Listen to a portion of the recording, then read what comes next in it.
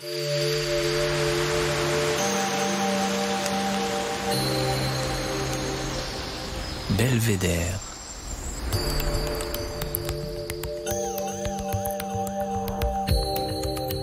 Le podcast du département de l'Isère. Aujourd'hui, Belvédère reçoit Kevin Fouché. En 2022, Kevin a repris un domaine viticole de 6 hectares sur les hauteurs de Chapareillan. Ces vignes sont situées à la lisière de la Savoie, sur des coteaux d'éboulis calcaires propices à la production de bons vins.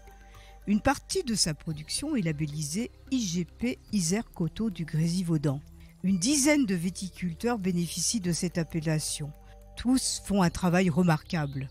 Alors Kevin, à l'heure où les vendanges battent leur plein, pouvez-vous nous parler de votre passion du vin ? Moi, la passion du vin, elle est arrivée quand j'avais une vingtaine d'années. Ça a d'abord commencé par la cuisine, tout petit avec ma maman. Après, en grandissant, je me suis rendu compte qu'avec la cuisine, le vin s'associait bien. Et c'est comme ça que j'ai mis le pied un peu dans le milieu du vin. Donc tout d'abord en goûtant du vin de façon un peu aléatoire, en achetant chez des cavistes, chez des amis, en allant dans des bars à vin. Puis au fur et à mesure, j'ai commencé à améliorer mes connaissances, j'ai fait des formations en vin. Et puis un jour, j'ai rencontré un vigneron qui s'appelle Sylvain Lyotard, qui est vigneron aussi sur l'Isère, donc le domaine des 13 lunes. À ce moment-là, j'étais président d'une AMAP. Et puis, il m'a fait découvrir son métier. Vous n'étiez pas du tout viticulteur au départ. Vous exerciez une profession bien loin de ce métier. Vous étiez infirmier. Il est arrivé à un moment de ma vie où je pense que j'étais à la croisée des chemins. J'ai pris du plaisir pendant une dizaine d'années à travailler le métier de la santé, mais j'avais plus de mal dans les dernières années, notamment après le Covid, et j'avais besoin de retrouver un peu un métier avec des valeurs et qui correspondent à mes besoins. Et du coup, en faisant un bilan de compétences, il s'avérait que j'avais besoin de me diriger vers un métier proche de la nature, créatif, un métier où je sois mon propre responsable. Vous n'êtes pas isérois. Comment avez-vous connu l'Isère et comment avez-vous trouvé ce terrain où vous produisez votre vignoble ? Mon département d'origine, c'est la Normandie. Mais depuis que je suis enfant, mes parents nous ont toujours emmenés, mes sœurs et moi, à la montagne. Arrivé à l'âge adulte, au moment où j'avais besoin de voyager, mes parents avaient posé leurs valises aux alentours de Grenoble, au Versou exactement. Je les ai rejoints. Par rapport à l'accessibilité des terres agricoles, c'est une des grosses problématiques aujourd'hui pour les jeunes vignerons et vigneronnes, c'est l'accès aux terres agricoles parce que le foncier agricole est très cher et qu'il y a toujours un premier réflexe de vouloir acheter le foncier ou alors de vouloir vendre le foncier. Moi, j'ai eu la chance, juste avant de préparer mon BPREA, j'ai rencontré Franck via un site internet de la Chambre d'agriculture qui met en avant des annonces de vignerons. Et Franck, en fait, lui avait le projet de transmettre son domaine, mais déjà sans vendre les parcelles. Et moi, ça m'allait parce que j'avais pas d'argent et que j'avais pas les moyens, si jamais c'était à vendre, en tout cas tout de suite, de pouvoir investir. Et du coup, le fait d'être en fermage, donc de louer les terres agricoles, était vraiment une opportunité. Ça m'a permis de me lancer. Votre travail est très, très proche et très respectueux de la nature. Vous pouvez nous expliquer ? Il allait de soi pour moi d'avoir une pratique agricole orientée vers l'agriculture biologique et un peu plus vers l'agriculture biodynamique.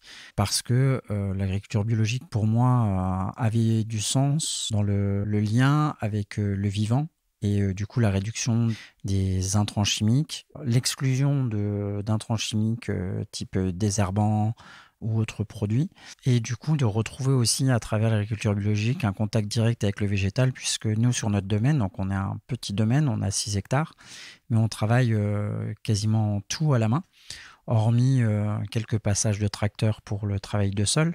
On a une parcelle où on a le cheval qui passe pour travailler nos sols, et sinon c'est tout à la binette, au rotophile. C'est aussi ça qui fait qu'on est vraiment proche du végétal et qu'on est au contact de la vigne quasiment 8 heures par jour et 6 jours par semaine. Vous parliez de techniques biodynamiques. Pour vous donner un ordre d'idée, l'agriculture conventionnelle, ça serait les mathématiques, l'agriculture biologique, ça serait les sciences humaines, et l'agriculture biodynamique, c'est la philosophie. La philosophie, ce n'est pas l'envie de savoir, mais c'est le plaisir d'apprendre et de découvrir du savoir. Et c'est un peu ça, en fait, la biodynamie, c'est l'envie d'aller explorer des choses qui nous sont fournies par la nature et des liens avec le vivant. Et donc nous, on travaille avec des décoctions de plantes, telles que des décoctions d'ortie, de prêle. Et l'idée, c'est avec ces décoctions-là, comme la reine des prés aussi, ou la fougère, c'est d'utiliser ce que la nature produit pour en fait apporter de la vitalité et améliorer le cycle végétal, aider la vigne à mieux supporter son quotidien. Et puis c'est rapporter aussi du vivant, donc c'est-à-dire faire en sorte qu'on ait plus de biodiversité dans le sol, c'est améliorer la mycorhisation des sols, du coup la colonisation par des milliers de bactéries des sols de façon à ce que notre sol soit de plus en plus vivant. Et puis c'est aussi une volonté de réduire au maximum nos intrants quand on vinifie. Et en plus, il y a aussi un travail que faisaient déjà nos anciens et que nous on reprend à travers la biodynamie, qui est le travail autour du cycle lunaire. Alors, on trouve votre vin chez des cavistes grenoblois sous le nom Domaine des Cros-Blancs. Et ce vin, il est labellisé IGP Coteaux du Grésivaudan. Vous pouvez nous en dire un petit peu plus là sur cette appellation ? Nous, on a fait le choix d'intégrer 2 de nos cuvées qui sont nos cuvées les plus haut de gamme en IGP Isère, Coteaux du Grésivaudan, parce qu'on avait envie en fait de valoriser le territoire sur lequel on était implanté et que ça allait de soi pour nous de parler aussi de nos vins à travers le territoire de l'Isère. Donc, c'est une IGP qui retrouve ses lettres de noblesse depuis quelques années grâce à un gros travail de collègues et du syndicat des vins de l'Isère. On a aussi des super vignerons qui sont implantés depuis plusieurs années qui font un travail de valorisation de l'IGP Isère, comme par exemple Thomas Finot, Jérémy Bricat ou même Sébastien Bénard ou le domaine des Rutissons. On est très content de pouvoir faire partie de l'aventure. Et puis c'est une vraie volonté pour nous de faire parler du territoire sur lequel on a implanté. Isère aussi, c'est le territoire qui m'a accueilli et pour moi c'était important de pouvoir le valoriser. On dit d'ailleurs de ces vins qu'ils ont autant de qualité, si ce n'est plus, que les vins de Savoie. En Isère, il y a un très grand terroir. On a d'excellents vignerons et du coup, c'est ce qui fait que l'IGP Isère n'a vraiment pas à rougir face à ses voisins. On a vraiment des très très belles cuvées, des très très beaux vins dans de très belles tables aujourd'hui de l'Isère, que ce soit des étoilés ou des bistronomiques. J'ai oublié de vous demander, Domaine des Cros-Blancs, ça vient de quoi ? Donc en fait, les crocs, ça symbolise les pics montagneux qui entourent notre vignoble et qui entourent notre domaine.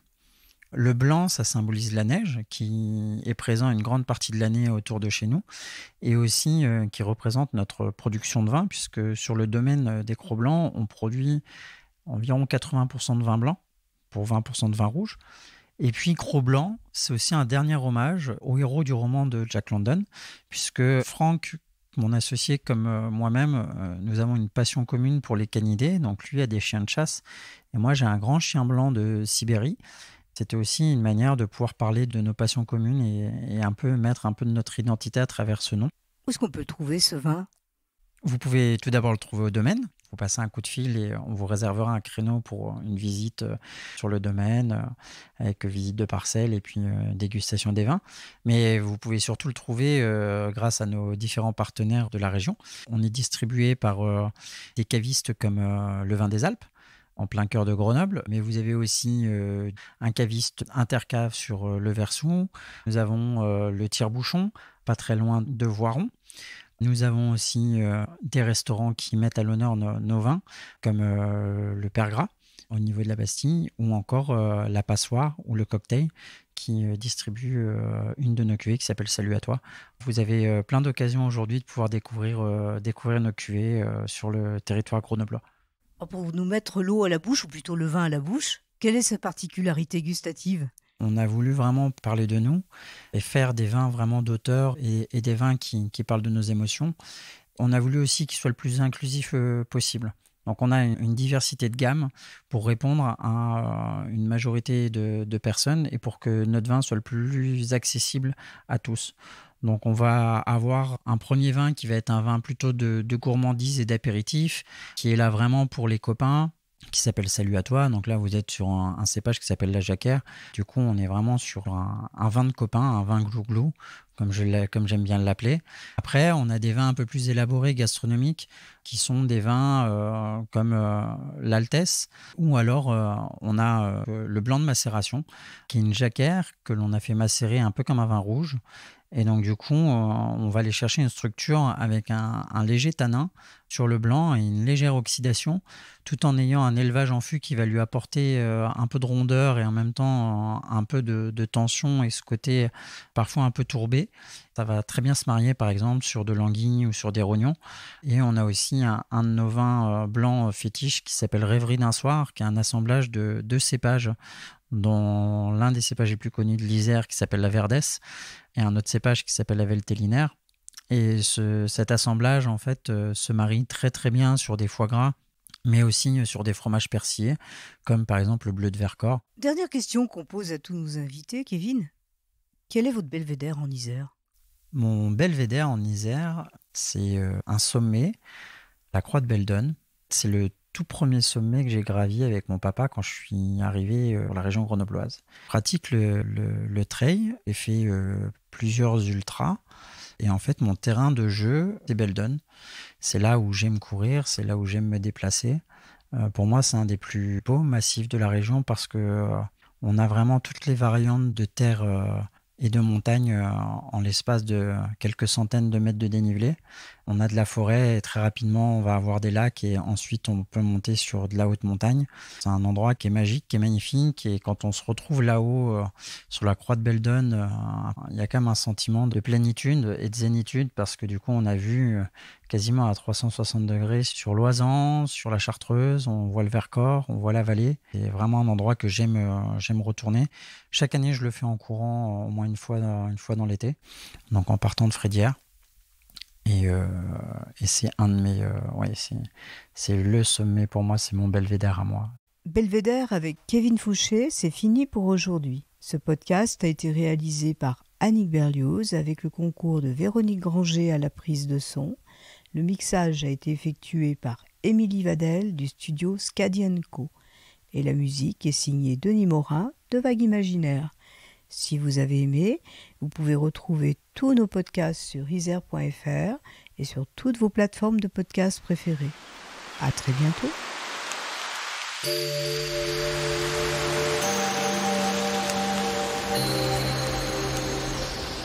Belvédère.